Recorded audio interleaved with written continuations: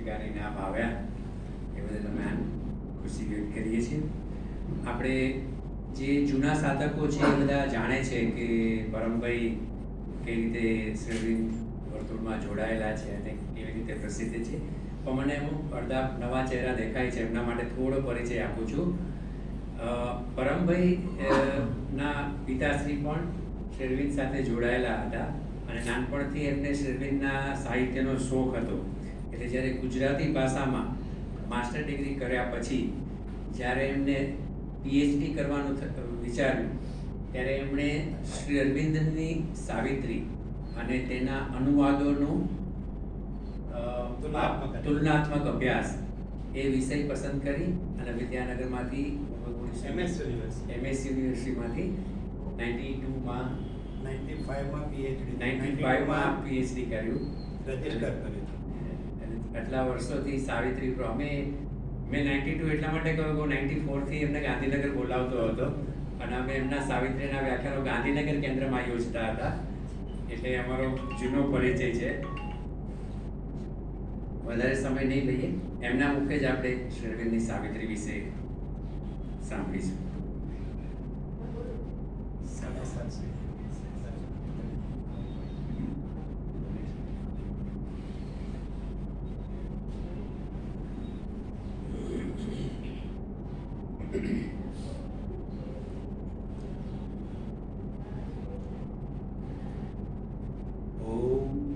આનંદમયી ચૈતન્યમયી સત્યમયી પરમે ઓમ. હું બહુ ભાગ્યશાળી છું કે આજે તમારા બધાની સાથે રહેવાનો મને આ એક અવસર પ્રાપ્ત થયો છે. સૌથી વધારે આનંદ મને યાજ્ઞિક સાહેબને જોઈને થયો. વિદ્યાનગરમાં નલિની કોલેજમાં હતા અને ખૂબ આનંદ થયો. એ જેને પસંદ કરે છે એની આગળ એ પોતાની જાતને પ્રગટ કરે છે. આ ઉપનિષદનો એક મંત્ર છે. ભગવાન જેને પસંદ કરે છે એની આગળ ભગવાન પોતાની જાતને પ્રગટ કરે છે. સાવિત્રીની બાબતમાં પણ એવું જ છે. એ જેને પસંદ કરે છે એની આગળ સાવિત્રી સહજ રીતે પ્રગટ થાય છે. મારું સૌભાગ્ય કે શ્રી અરવિંદ જે યુનિવર્સિટીમાં એક સમયે એક્ટિંગ પ્રિન્સિપાલ હતા, એ યુનિવર્સિટીમાં મને ભણવાનો અવસર પ્રાપ્ત થયો અને અશ્વિનભાઈ કાપડિયા જેવા તો કહે છે કે સાવિત્રીનો આરંભ શ્રી અરવિંદ વડોદરા કાળમાં હતા ત્યારથી થયો હતો. તો શ્રી અરવિંદના આ મહાકાવ્ય ઉપર આમ જોઈએ તો એમની એક આધ્યાત્મિક આત્મકથા છે. સાવિત્રી એ શ્રી અરવિંદ અને શ્રી માતાજીની આધ્યાત્મિક આત્મકથા છે. યોગી આત્મકથા ન લખે. આપણે ત્યાં યોગાનંદ સરસ્વતીએ લખી છે, ઓટોબાયોગ્રાફી ઓફ યોગી. શ્રી અરવિંદે પોતાને અને મધરને જે બધા આધ્યાત્મિક અનુભવો થયા તે આ સાવિત્રી અને સત્યવાનની કથા રૂપે, પ્રતિકાત્મક રૂપે આપ્યા, સિમ્બલ એન્ડ લિજન્ડ રૂપે આપ્યા. તો જે ભૂમિમાં સાવિત્રીનું બીજ નિક્ષેપ થયો હતો એ ભૂમિમાં મને ભણવાનું મળ્યું. એટલું જ નહીં, હું લગભગ 6થા ધોરણમાં હતો ત્યારે મારા ઘરે સુંદરમ આવ્યા હતા. હું પાદરાની વાત કરું છું, વડોદરા પાસે. અમારે ત્યાં કેન્દ્રની શરૂઆત થઈ અને એક સમય એવો આવ્યો, અમારા કેન્દ્રમાં પણ દર ગુરુવારે બેઠક થાય અને એમાં સાવિત્રી વાંચન થાય. અમે નાના ભાઈ બહેનો, મારે 2 બહેનો, અને અંગ્રેજીમાં વાંચે, it was the hour before the gods awake, અને પછી અમે પૂજાલાલ દાદાનો ગુજરાતી અનુવાદ ગાઈએ. જાગે છે દેવતાઓ એ પૂર્વેની ઘડી હતી, એકાકીની હતી રાત્રિ શાશ્વતી ના નિજાલય.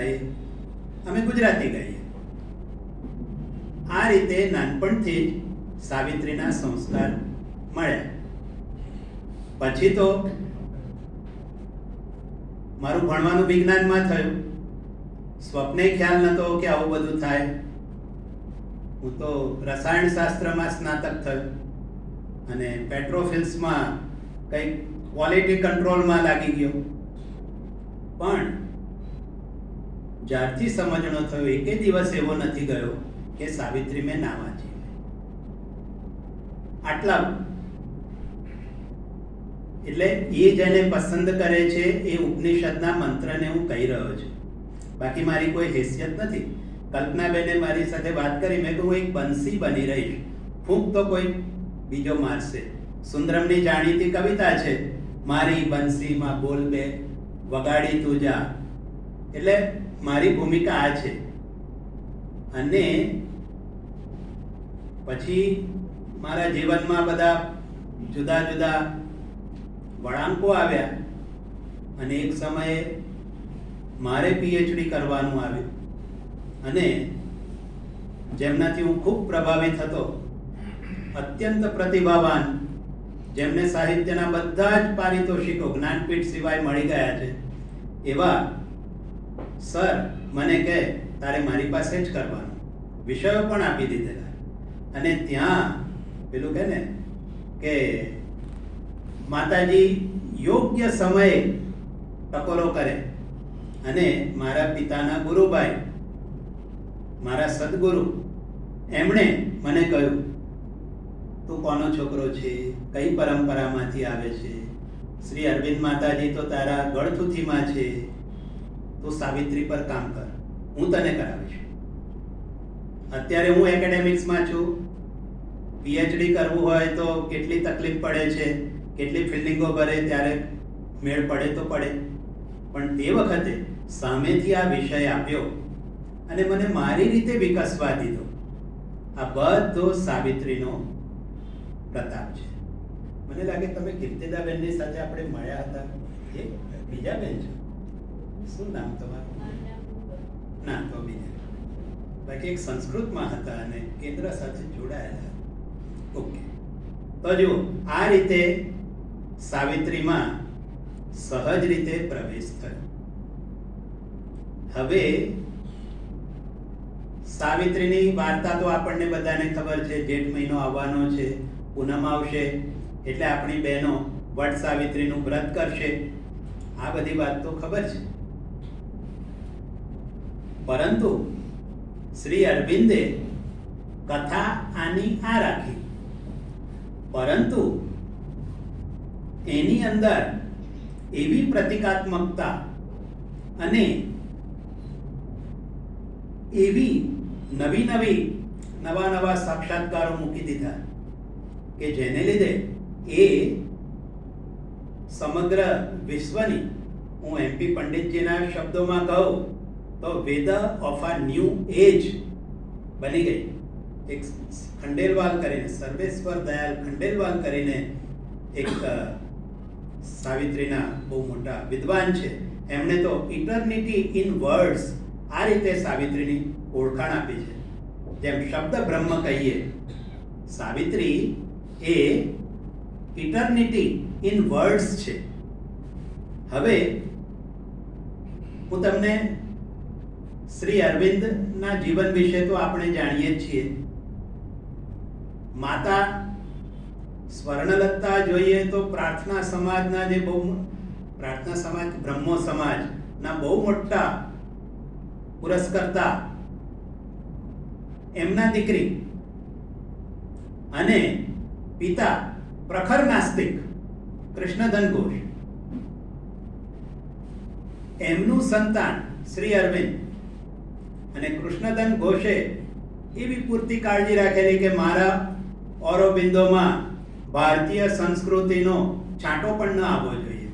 એમના નામમાં જ એક્રોઇડ શબ્દ ઘુસાડી દીધેલો. અને જ્યારે પીપી છીછી કરવાની ઉંમર હોય ત્યારે તો એમને દાર્જિલિંગમાં, અને દાર્જિલિંગમાંથી 2 ભાઈઓની સાથે ઇંગ્લેન્ડ ભણવા મોકલી દીધા. પૂરતી કાળજી રાખી. મારી બધી વાતો નથી કરવાની.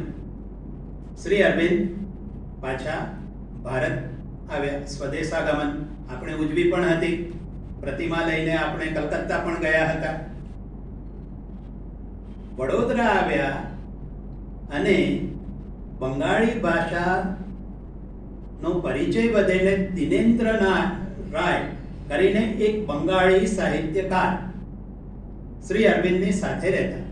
અને વડોદરા કાળ દરમિયાન શ્રી અરવિંદે જે આપણા મૂળ ગ્રંથો છે સંસ્કૃતમાં, રામાયણ, મહાભારત, વેદો, એ બધા મૂળ વાંચવાના શરૂ કર્યા. એમાં મહાભારત, વનપર્વ, અને વનપર્વની અંદર સાવિત્રી ઉપાખ્યાન આવ્યું. ત્યાં શ્રી અરવિંદ ને લાગ્યું કે આ કંઈક જુદી વસ્તુ છે. એટલે કથા તો આપણે જાણીએ છીએ. વનપર્વની અંદર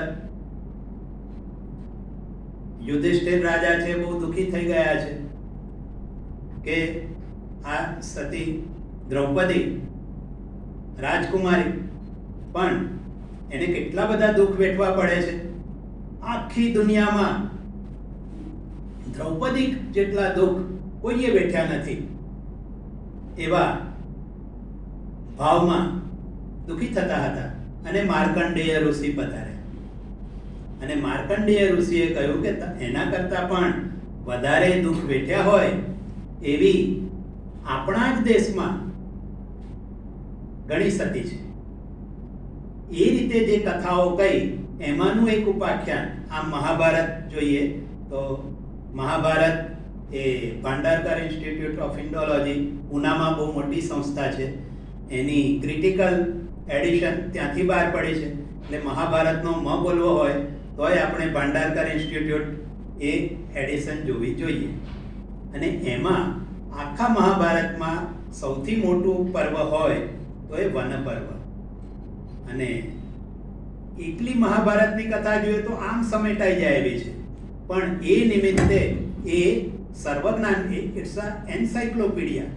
અને એમાંની આ કથા શ્રી અરવિંદને સ્પર્શી ગઈ. કથામાં મૂળ શું આવે છે? મૃત્યુ બાદ પુનર્જીવન.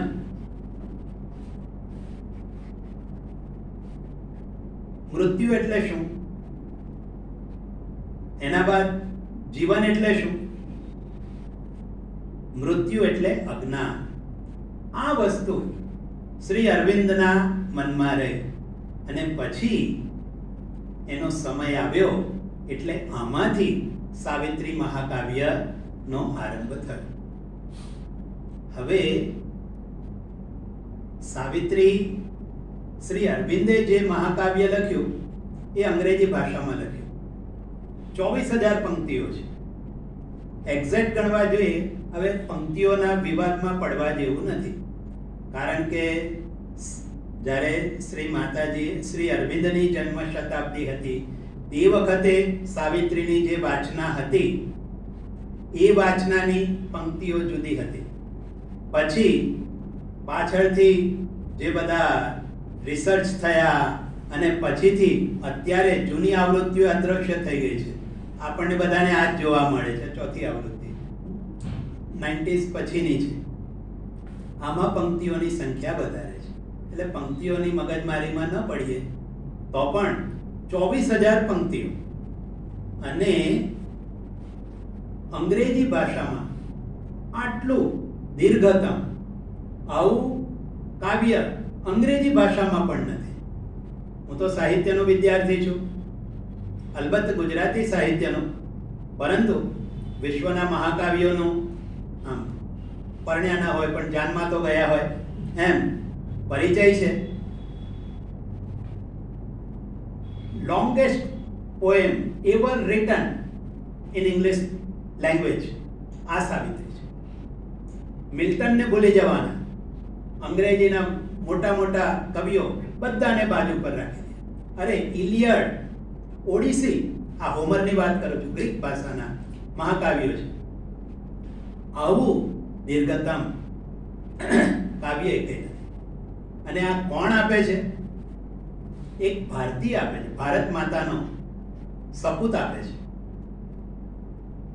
કોઈ અંગ્રેજી જેની માતૃભાષા છે એવી વ્યક્તિએ આપ્યું નથી. ચાલો એ પણ આપે, પરંતુ મોટી વિશેષતા શું? દરેક ભાષાની પોતાની એક પ્રકૃતિ હોય, દરેક ભાષાનું વ્યક્તિત્વ હોય. એ ભાષા એ પ્રજાની જે ચૈતસિક લાક્ષણિકતા હોય એને પ્રગટ કરે. હવે અંગ્રેજી ભાષા એનું આવું ચૈતસિક વ્યક્તિત્વ એની અંદર આ આપણી ભારતીય પરંપરાનું કાવ્ય, એમાં કુંડલિની જાગૃત થાય, ધારો કે મૂલાધારથી સહસ્રાર સુધી જાય અથવા ઉપરથી નીચે આવે, યોગ ઓફ એસેન્ટ છે, યોગ ઓફ ડિસેન્ટ છે. ભારતીય પ્રણાલી, આપણું યોગશાસ્ત્ર, આપણી યૌગિક અનુભૂતિઓ, આ બધાને અંગ્રેજી જેવી ભાષાની અંદર પહેલી જ વાર અભિવ્યક્ત કરવાની હોય, આ બહુ મોટી ચેલેન્જ. મારે જે કામ કરવાનું હતું, ગુજરાતી ભાષાની ક્ષમતા ચકાસી મેં કે શ્રી અરવિંદનું સમાધિ ભાષામાં રચાયેલું મહાકાવ્ય જ્યારે આપણી ભાષામાં અનુવાદ રૂપે આવે છે તો ભાષાની મર્યાદા નડે. દરેક ભાષા હવે અમુક એની લક્ષ્મણ રેખા હોય, એની બહાર ભાષા ન જઈ શકે, તો અંગ્રેજી ભાષાને આટલી નમનીય બનાવવાનું મોટું કામ શ્રી અરવિંદે કર્યું છે. આ બહુ મોટી વાત છે. એટલે આમાં આપણા જે પરંપરાગત આમે જે કે મૂલાધાર, વિશુદ્ધ ચક્ર કે આજ્ઞા ચક્ર, આ બધું જ પણ એ બધાના અંગ્રેજી નામ છે. આપણો આવતીકાલ સુધીનો આ સચિંતન છે. હું તમને એવા એક બે ઈશારા બતાવીશ આમાંથી. આ તો કેવું છે, સમુદ્ર છે અને આપણે અગત્યની જેમ સમુદ્રનું એક અંજલિમાં થોડું પાન કરી શકીશું.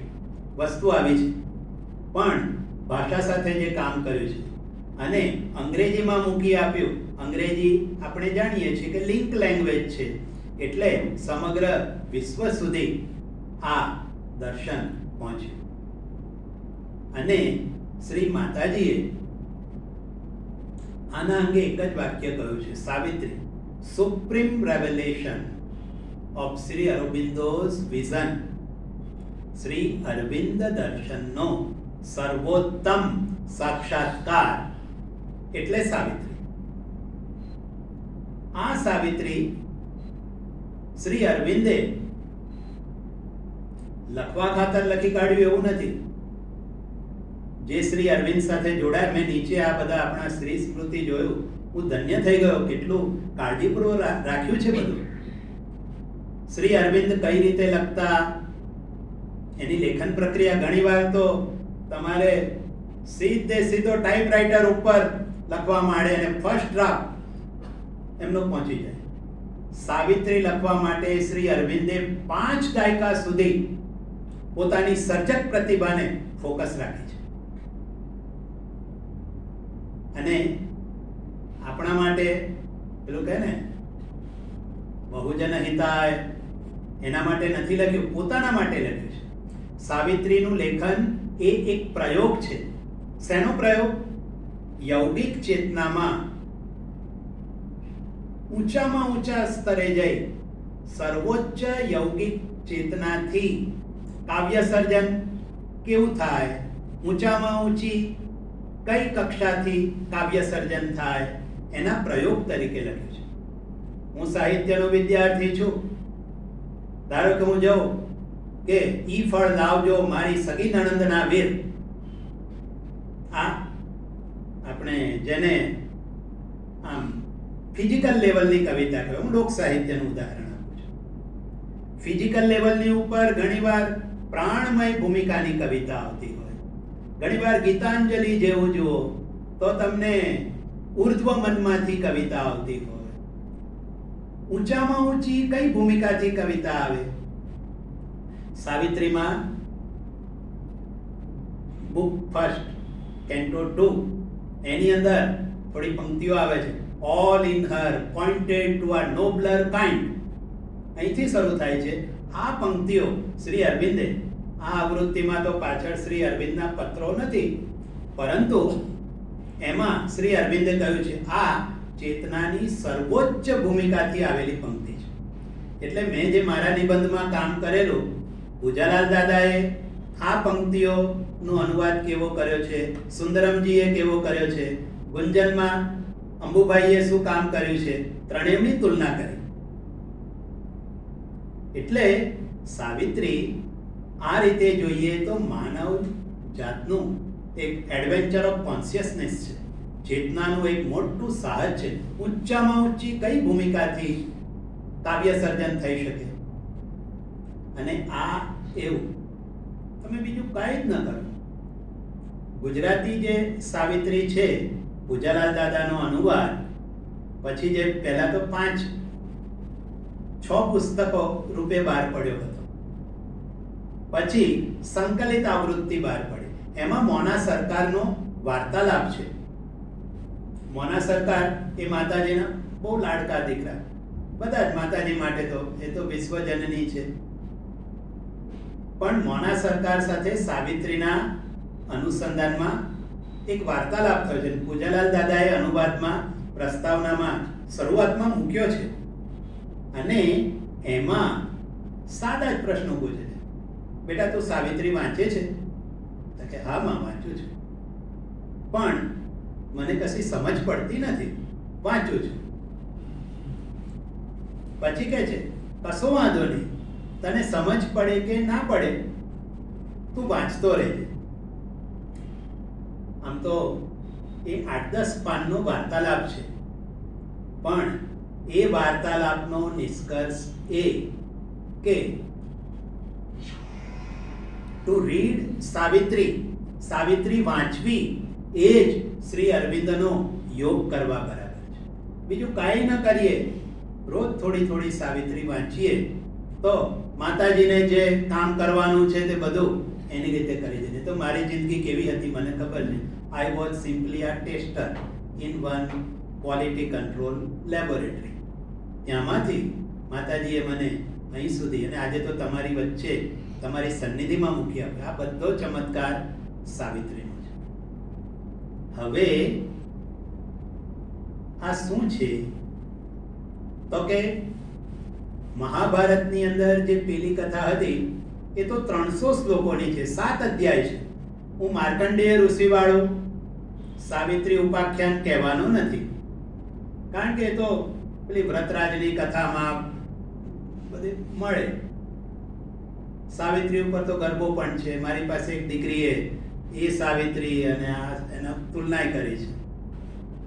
પણ મૂળ કથાની અંદર મદ્ર નામનો દેશ છે અને અશ્વપતિ નામનો રાજા છે. રાજા નિસંતાન છે અને સંતાન પ્રાપ્તિ માટે રાજા તપસ્યા કરે છે. 18 વર્ષની તપસ્યા બાદ સાવિત્રી દેવી પોતે પ્રગટ થાય છે અને પોતે જ રાજાને ત્યાં દીકરી તરીકે અવતરશે એવું વરદાન આપે છે. આ સાવિત્રી એ મોટી થઈ, એનો જીવન સાથી કઈ મળ્યો નહીં. અશ્વપતિએ જ સાવિત્રીને કહ્યું બેટા તું જા, દેશાટન આદર અને યોગ્ય જીવન સાથી નું તું ચયન કર. સાવિત્રી જાય છે. સાલ્વદેશ નું અરણ્ય, એક પર્ણકોટી, સત્યવાનનો બેટો. એને લાગે છે કે આજ હું જેને શોધું છું તે આજ છે. અને પછી પાછી આવે છે ત્યારે ત્યાં દેવર્ષિ નારદ. આપણે જે નારદને જોયા છે, પ્રેમાનંદના આખ્યાનોમાં જે નારદ છે એના કરતા સાવ જુદા નારદ છે. આપણે જે નથી જોતા એ એકદમ બીજી બાજુ નારદ બતાવે છે.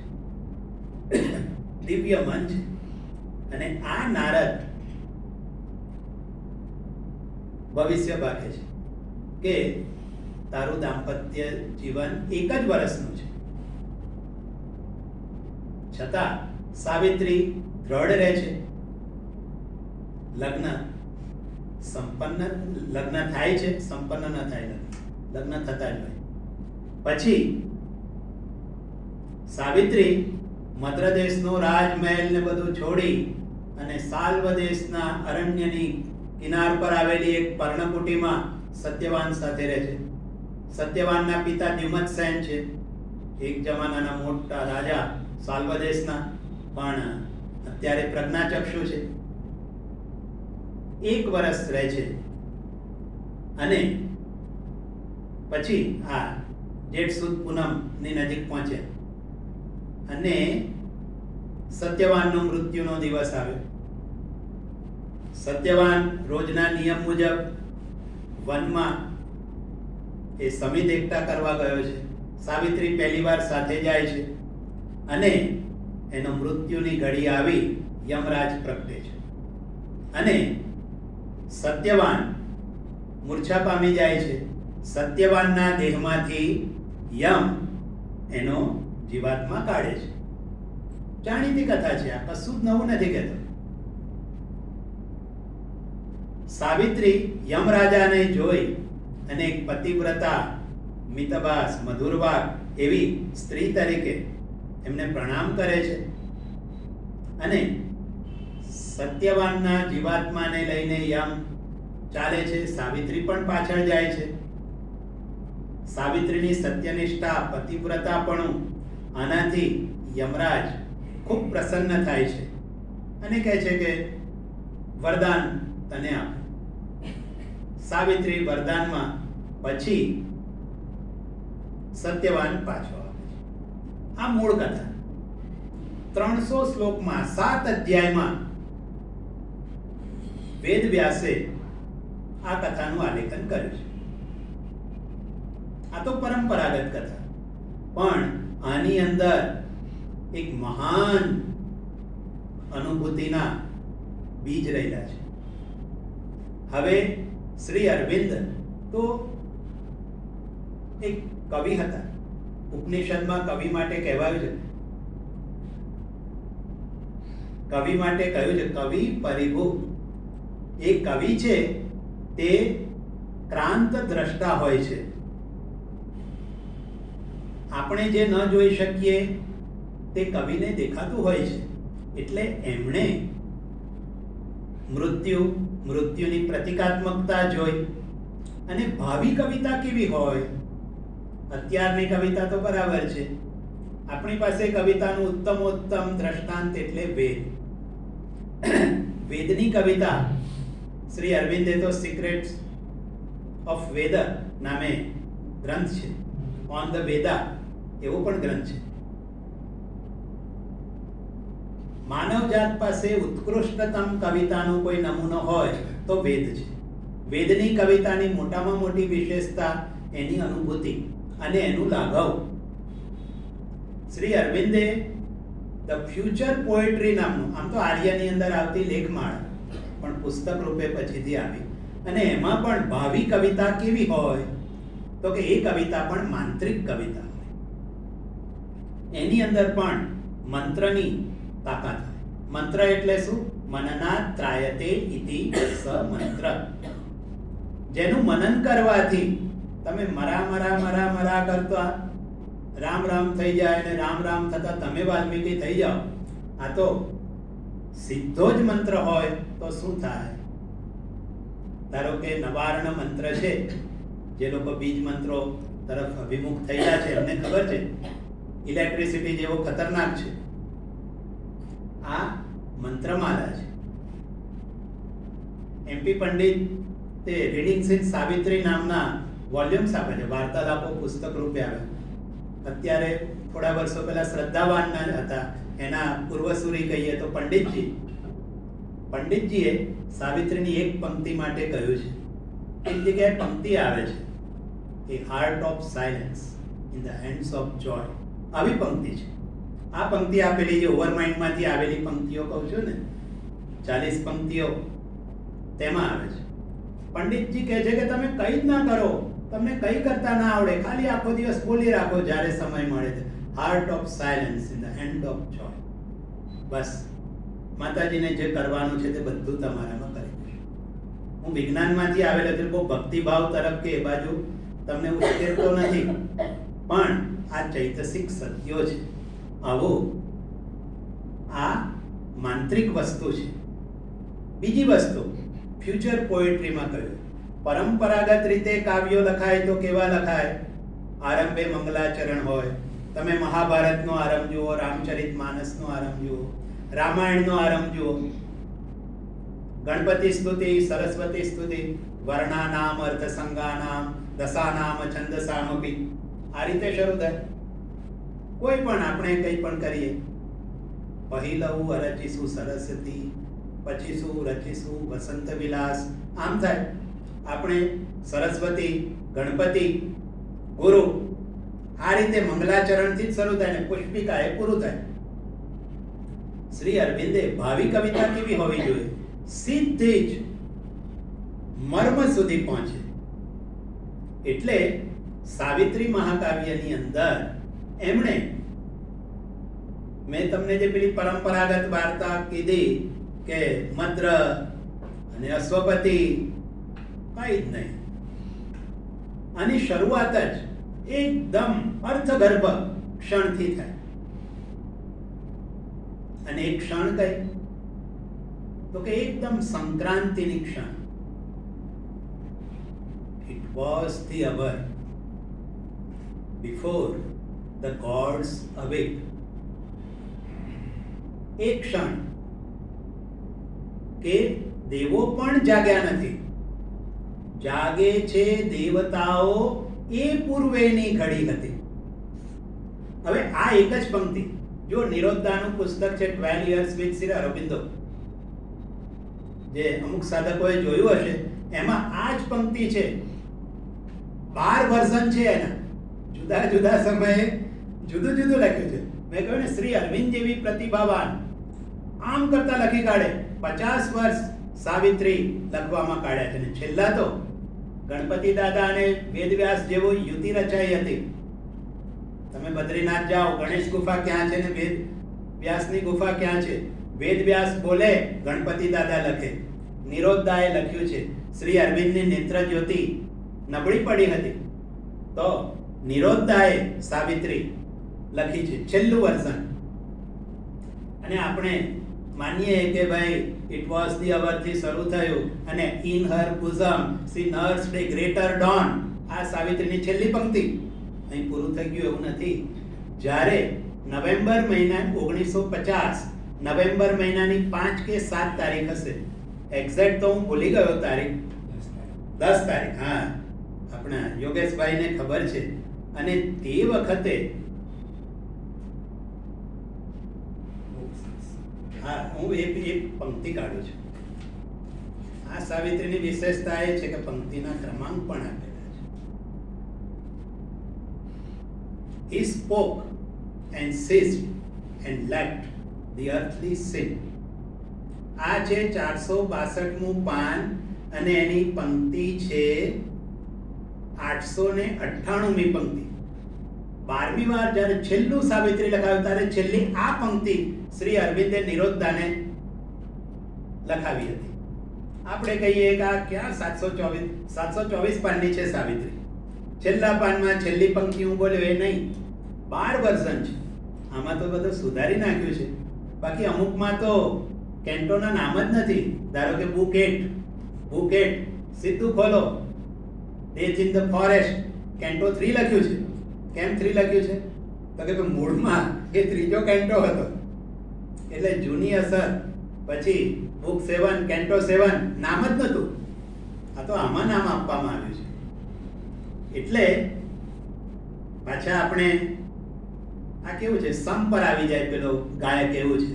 મારો મુદ્દો એટલો આવ્યો કે શ્રી અરવિંદે આટલા વર્ષો લીધા, બાર લેખન પુનર્લેખન કર્યું અને પછી આપણી પાસે આ સાવિત્રી આવી અને એનો આરંભ કઈ રીતે? એકદમ અર્થગર્ભ ક્ષણ કઈ? તો કે સત્યવાનના મૃત્યુનું પ્રભાત. સાવિત્રીમાં 49 કેન્ટો છે, 12 બુક છે, 3 પાઠ છે. હવે 49 કેન્ટો એટલે અધ્યાય, 49 અધ્યાય. મૂળ સાવિત્રીમાં 3 ખંડ. પહેલો ખંડ છે એની અંદર 3 બુક આવે.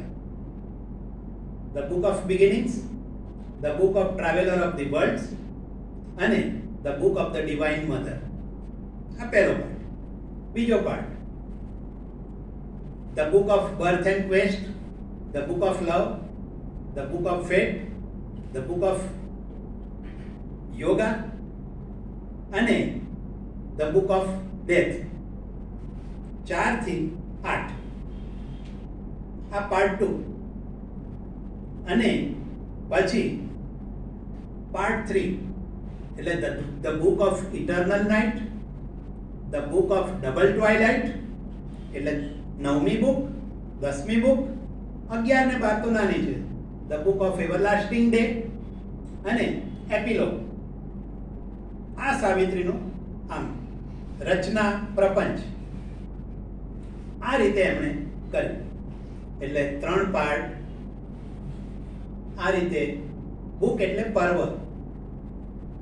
મહાભારતમાંથી પર્વ શબ્દ લીધો છે. પર્વ અને પર્વની અંદર પછી સર્ગ. આ પૂજાલાલ દાદાના અનુવાદના એકલો છે. આ રીતે સાવિત્રીની યોજના છે. પણ શરૂઆત ક્યાંથી કરી? તો કે સત્યવાનના મૃત્યુ દિનના પ્રભાતથી, અને એ પણ દેવો જાગ્યા એ પહેલાના સમયથી. અને એ આરંભની જે પંક્તિઓ છે એ પંક્તિઓની અંદર તો વેદની ઋચાઓની અંદર, વેદમાં એક રાત્રિ સૂક્ત આવે છે. વેદના ઋષિએ જે ગહન અંધકાર નું આલેખન કર્યું, એવું આલેખન શ્રી અરવિંદોએ આ આરંભની પંક્તિઓમાં કર્યું છે. અને એવા ગહન અંધકારમાં પ્રકાશનું પહેલું કિરણ આવે. પહેલી પંક્તિ તો મને લાગે એ પંક્તિઓ જોવી જોઈએ. અને એની સાથેનો એ સમયનો જે કલ્ચરલ કોન્ટેક્સ્ટ હતો, પંક્તિઓ બદલાય છે. હિટલરનો રાઇઝ થયો, બીજું વિશ્વયુદ્ધ થયું. શરૂઆતમાં મેં મારા નિબંધમાં તો બતાવ્યું છે કે ભાઈ પહેલા કેવી ટેક્સ્ટ હતી, પછી કેવું બદલાયું, છેલ્લું વર્ઝન કયું રહ્યું. વેદની અંદર જોવા મળે એવી ગહનતાથી. It was the hour before the gods awake. Across the path of the divine event, the huge foreboding mind of night, alone in her unlit temple of eternity, lay stretched immobile upon silence march. A fathomless zero occupied the world. એકદમ ગહન અંધકાર. આનું પૂજાલાલ દાદાએ જે ગુજરાતી કર્યું છે અદ્ભુત છે. અને પછી પૃથ્વી કેવી હતી, સૃષ્ટિ કેવી હતી? The impassive skies were neutral, empty, still. કશું જ નહોતું. આકાશ પણ impassive હતું, ન્યુટ્રલ, એમ્પ્ટી, સ્ટીલ હતું. હવે જુઓ, then something in the inscrutable darkness stirred a nameless movement, an unthought idea, insistent, dissatisfied, without an aim, something that wished but knew not how to be, teased the inconscient life divine નો plan જોઈએ તો inconscient તો સાવ નીચે છે. ઉપર સચ્ચિત આનંદ, peace the inconscient to wake ignorance. A throe that came, આંચકો આવે, કંઈક થ્રો આવે, and left a quivering press. આવી રીતે ગહન અંધકારની અંદર પ્રકાશનું પહેલું કિરણ કઈ રીતે પ્રગટે અને પછી ધીરે ધીરે એ પ્રકાશ વધતો જાય અને એક સમય તો એવું વર્ણન આવે કે કોઈ આરામથી ઢળેલા દેવના દેહ પરથી જામો સરી પડે એમ અંધકાર સરી પડે. એક કાવ્યાત્મક રીતે અંધારું કેવી રીતે દૂર થઈ ગયું. અને પછી આમ તો એક કોઈ જંગલમાં કોઈ જગ્યાએ સવાર પડે છે એનું જ વર્ણન છે, પણ જંગલ એટલે કયું જંગલ, આકાશ એટલે કયું આકાશ, આકાશના પણ આપણે ઘટાકાશ, ચિદાકાશ, આકાશના પણ અનેક અર્થો થાય છે. ચિદાકાશમાં પ્રતિકાત્મક ઉષા કઈ રીતે પ્રગટે, અને પછી આ એક જાણે ભગવાનની પૂજાની એક દિવ્ય પ્રક્રિયા, શરૂઆતમાં પેલું ડિવાઇન ઇવેન્ટ કયું છે એ બની જાય છે. અને પછી સવાર થયું, અસંખ્ય લોકો ઉઠ્યા, સાવિત્રી ટુ અવોક, સાવિત્રી પણ જાગી બધા લોકોની સાથે. સત્યવાનના મૃત્યુ દિવસના પ્રભાતે સાવિત્રી જાગી. અને પછી શ્રી અરવિંદ કહે છે, this was the day when Satyavan must die. આ એ દિવસ છે સત્યવાને મરવું જ રહ્યું. પછી બીજો કેન્ટો, ધ ઇસ્યુ. ઇસ્યુ એટલે મુદ્દાનો પ્રશ્ન, ઉકેલ માંગતો પ્રશ્ન. હું બહુ ભાગ્યશાળી છું કે અમારા ઘરમાં દાદાજી એટલે ચંપક દાદા, એમની પ્રેરણાથી અમે સાવિત્રીનો શબ્દકોશ કરેલો, પહેલા 2 કેન્ટોનો. અને એટલે પૂજાલાલ દાદા, સુંદરામ, અંબુભાઈ, વિદ્યાવતી, કોકિલ, પછી એક સુષ્મા કરીને પોંડિચેરીમાં હતા, પછી એક કરુણજી કરીને હતા, સરલા દીદીએ અમને આપ્યું હતું. એટલે જો મને યાદ આવ્યું હોત તો હું એ પુસ્તક અહીં લઈ આવત. અમારા પરિવારનું એક અર્પણ છે. પણ આ સાવિત્રીની નવી આવૃત્તિ થઈને પછી અમારા ઘરે જ બધી આવૃત્તિઓ પડી છે એની કોપી. પણ સાવિત્રીના પહેલા 2 કેન્ટોનો શબ્દકોશ છે.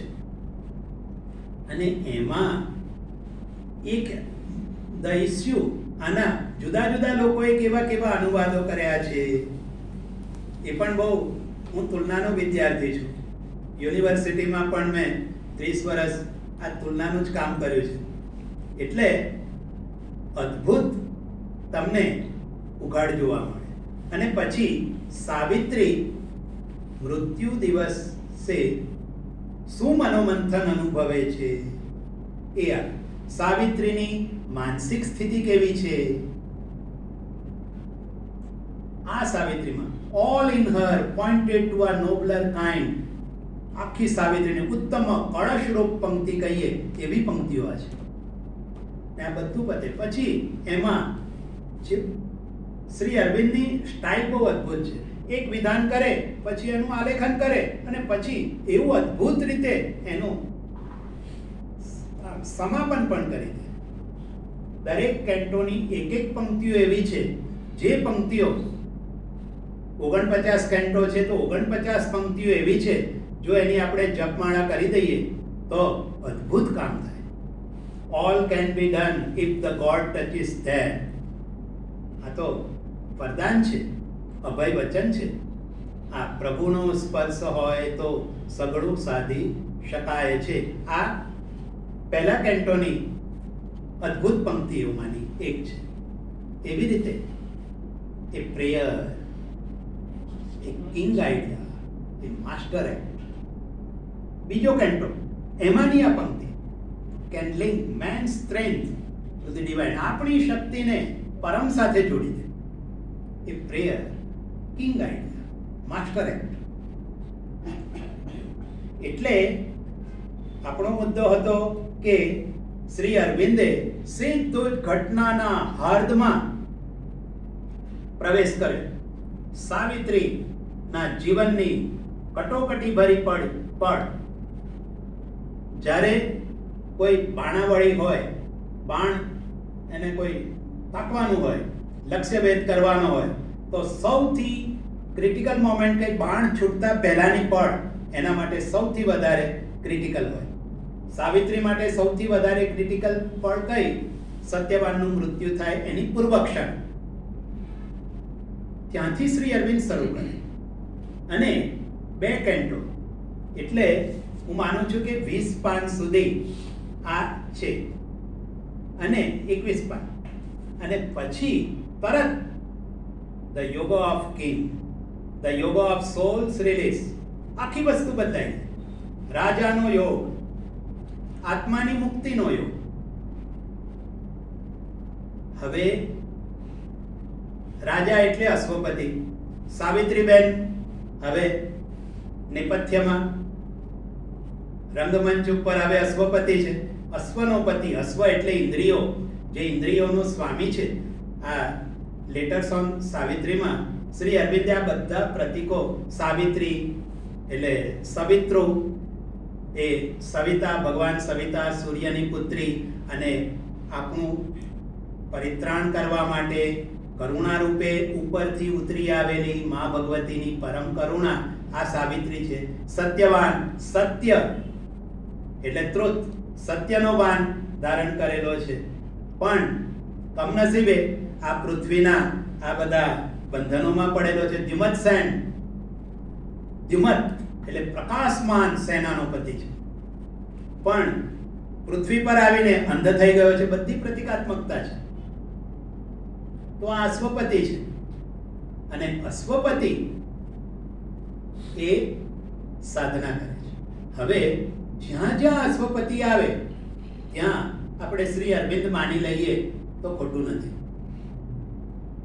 અને જ્યાં જ્યાં સાવિત્રી હોય ત્યાં મધર છે.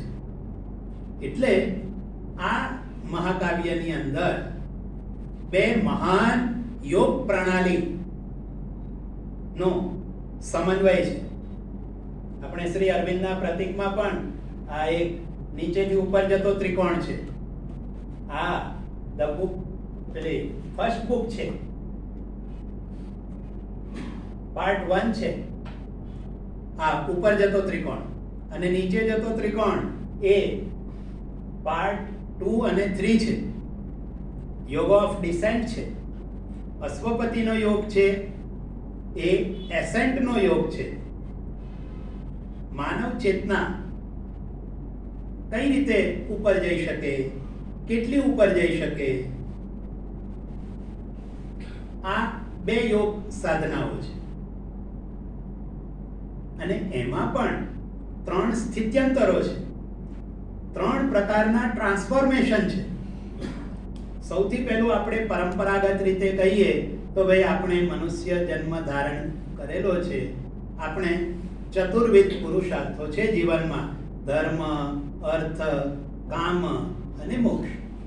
પરંપરાગત રીતે આપણે બધા જ ગળથુથીમાંથી આ સંસ્કાર લઈને આવ્યા છે. શ્રી અરવિંદ તો આ મોક્ષવાળી વાત કરતા નથી, આ તો આખી રૂપાંતરની વાત કરે છે. અહીં 3 પ્રકારના આવા રૂપાંતરો છે. પહેલું રૂપાંતર, પહેલું એ જ્યારે આત્મ સાક્ષાત્કાર થાય તે પહેલું રૂપાંતર. પછી એક બીજું રૂપાંતર આવે છે, અને ત્રીજું રૂપાંતર એ છે સાવિત્રી યમને છેલ્લા 10મી બુકમાં 4થા કેન્ટોમાં એક ત્રીજું રૂપાંતર છે. 3 રૂપાંતર છે. પણ શ્રી અરવિંદ પહેલા પોતાની સાધના કરે છે, અને પછી એ સાધનાના અંતે એમને આત્મ સાક્ષાત્કાર થાય છે, આત્મા શબ્દ તો આપણા માટે નવો નથી. અને પછીથી આત્મ સાક્ષાત્કાર થાય તો આપણને કેવું જ્ઞાન પ્રાપ્ત થાય? The secret knowledge. એ પહેલી બુકના ચોથા કેન્ટામાં આવે છે. અને પછી આત્માની મુક્તિ અને મહિમાનો યોગ. આ વૈયક્તિક સાધના છે. પછી સમગ્ર માનવતાના પ્રતિનિધિ રૂપે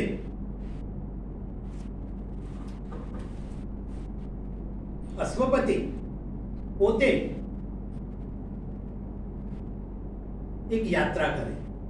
આપણા શાસ્ત્રોમાં 7 નરક અને 7 સ્વર્ગની આપણા પુરાણોમાં કથા છે. 14 લોક. અહીં પણ 14 લોક છે. કેન્ટો 15 છે. વર્લ્ડ સ્ટેર ત્યાંથી શરૂઆત થાય છે. ભુવનોની સીડી એવો ગુજરાતીમાં અનુવાદ છે પૂજાલાલ દાદાનો. અને પણ તમે ગરુડ પુરાણ જુઓ તો જાત જાતના નરકની વાતો તમને આમ રોમેન્ટિસાઇઝ વાતો મળે. બીજી રીતે જુઓ પણ અહીં ફિઝિકલ મેટર, આપણે સૂક્ષ્મ ભૌતિક, આપણું ભૌતિક વિશ્વ, આ સ્થૂળ ભૌતિક છે એવું સટલ ફિઝિકલ છે,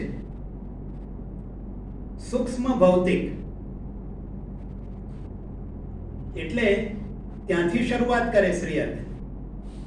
અને પછી આ ભૌતિક ફિઝિકલ પૂરું થાય, મેટર પૂરું થાય, પછી લાઈફ ફોર્સ આવે, પ્રાણ શક્તિ આવે. તો પ્રાણ શક્તિમાં પ્રાણ પણ નિમ્ન પ્રાણ હોય, ઉર્ધ્વ પ્રાણ હોય, પ્રાણના રાજ્યો હોય, પ્રાણનાય દેવતાઓ હોય, કિંગડમ એન્ડ ગોડ હેડ્સ. આવી રીતે શ્રી અરવિંદે કેન્ટોના નામ આપ્યા છે. એ પ્રાણમય જગત.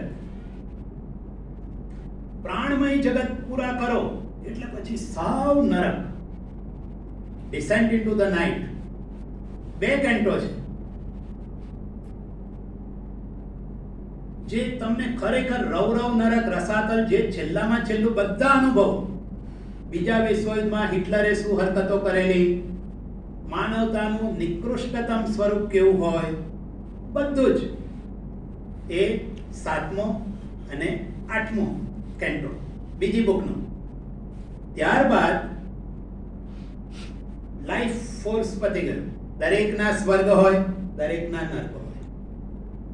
પછી આવે માઇન્ડ. તો માઇન્ડ પહેલા તો સ્થૂળ નિમ્ન મન હોય. આપણે ઘણીવાર ઘણા આપણે પશુઓની સાથે જોડી જાય, એમાં પશુઓનું અપમાન થતું હોય છે, પણ આપણે જોડતા હોઈએ છીએ. તો એમાંથી પછી ઉર્ધ્વ મન કેવું હોય, પ્રદીપિત મન કેવું હોય, અંતસ્ફુરણાત્મક મન કેવું હોય, અધિમનસ કેવું હોય, મનની ઉપરની ભૂમિકાઓ, આ બધા લોક છે. અને છેવટે world soul, house of the all delight, એની વાત છે. અને આ બધું પતે ત્યાં બીજી બુક પૂરી. અને પછી the book of the divine mother. આ તો અદ્ભુત બુક છે. ત્રીજી બુક કદાચ સાવિત્રીમાં કઈ બુક સૌથી સારી એવું તો મારા માટે શક્ય નથી, પણ ધ પરસ્યુટ ઓફ ધી અનનોએબલ, અજ્ઞેયની ખોજ. અશ્વપતિને આત્મ સાક્ષાત્કાર થઈ ગયો, બધું થઈ ગયું. હવે જુઓ, શ્રી અરવિંદનું એક આપણે એફોરિઝમ છે, જ્યાં બધા યોગ પૂરા થાય છે ત્યાંથી મારો યોગ શરૂ થાય છે. જો all is too little that the world can give. આ દુનિયા આપણને જે કાંઈ આપી શકે એ અત્યંત તુચ્છ છે, ક્ષુદ્ર છે, વામનું છે. Its power and knowledge are the gifts of time and cannot fill. એ સંતોષી શક્તિ નથી. The spirit's sacred thirst, આત્માની પવિત્ર તૃષાને આ દુનિયા જે કંઈ આપશે એ સંતોષી શકતી નથી. બધું પૂરું થઈ ગયું, આત્મ સાક્ષાત્કાર થઈ ગયો, પછીની આ સ્થિતિ છે. શ્રી અરવિંદનું જે નવું સ્થિત્યંતર છે તે આ છે. આત્માને કહે છે, O soul, it is too early to rejoice. બહુ ગિલમાં ના આવી જતો, હજુ તો બધું બહુ બાકી છે. શું શું નથી મળ્યું એ કહે છે. અને બીજી બુક છે માતાજી કોણ, એડોરેશન ઓફ ધ ડિવાઇન મધર. અદ્ભુત છે. તમે માતાજી સામે જોયા કરો ના પંક્તિઓ વાંચો. She is the golden bridge, the wonderful fire, the magnet of our difficult ascent, the sun from which we kindle all our sun. અદ્ભુત પંક્તિઓ. અને પછી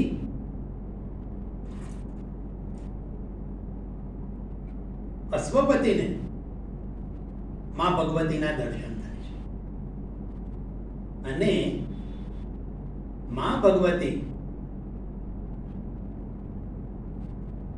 એને કહે છે, વરદાન માંગવાનું કહે છે. અને પછી માં ભગવતી એને કહે છે, વરદાન વન શેલ ડિસેન્ડ. અદ્ભુત પંક્તિઓ છે. હવે સમય પૂરો થવા આવ્યો છે એટલે મેં તમને આમ એક શું કહીએ, જોવાની દ્રષ્ટિ હોય, એક વિહંગાવલોકન હોય, એક સિંહાવલોકન હોય. સિંહ શિકાર કરે તો અમુક રીતે જુએ, પક્ષી આકાશમાં રહ્યું હોય અમુક રીતે જુએ, સમડી ઉપર હોય પણ લાગે કે આ શિકાર છે તો ઉપરથી ડાય સ્ટૂપ કરે, આમ ઉપરથી ડાય મારીને લઈને ઉપર જતી રહે. એટલે મેં આવા બધા અભિગમો દ્વારા સાવિત્રીની આમ શું કહીએ થોડાક છાંટણા તમને નાખ્યા છે. અહીં મારી વાણીને હું વિરામ આપું છું. હજુ કાલે આપણે વાત કરવાની છે અને આખી સાવિત્રી પૂરી થાય એવો કોઈ મારો દાવો નથી, પરંતુ સાવિત્રીમાં આપણો જરા થોડોક પ્રવેશ થાય તો આપણે આ બધા મળ્યા એ સાર્થક થશે. અસ્તુ.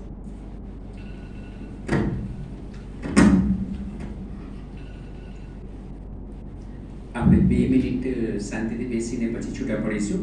એ દરમિયાન આપણે જણાવો કે આવતીકાલે સવારે 8 થી 9 આપણી સાથે જૈનાબેન છે, જેઓ યોગના એક્સપર્ટ છે. એકચ્યુઅલી જૈનાબેનનો પરિચય તો મારે આપવા જેવો હતો. જૈનાબેને પૂજાલાલના સાહિત્ય પર એમફિલ કરેલું છે અને ગુજરાત શાળાપત્ર સામાયિક પર PhD પણ કરેલું છે. યોગમાં તેઓ MSc જૈન વિશ્વ ભારતી યુનિવર્સિટી દ્વારા મેળવેલ છે. એમને માસ્ટર ઓફ સાયન્સ. ગુજરાત રાજ્ય યોગ બોર્ડ ગાંધીનગરના મધ્ય ગુજરાતના ઝોન કોઓર્ડિનેટર છે અને આણંદ, ખેલા અને વડોદરા એમનું કાર્યક્ષેત્ર સંભાળે છે. આવતીકાલે સવારે 8 થી 9 વચ્ચે એ ડેમોન્સ્ટ્રેશન સાથે આપણે યોગા સર બધું તો જૈનાબેન જ કહી શકશે. એમના વિડીયો મેં ઘણા યુટ્યુબ ઉપર ને જોયા છે, એટલે અદ્ભુત કરે છે. તમે ચોક્કસ લાભ લેવા વિનંતી છે. અને પછીથી 9:15 થી 11:15 વચ્ચે પરમભાઈના 2 આપણે સેશન કરીશું. 12 વાગ્યા પછી સામૂહિક લંચ લઈને છૂટા પડીશું. 2 મિનિટ શાંતિથી બેસીશું.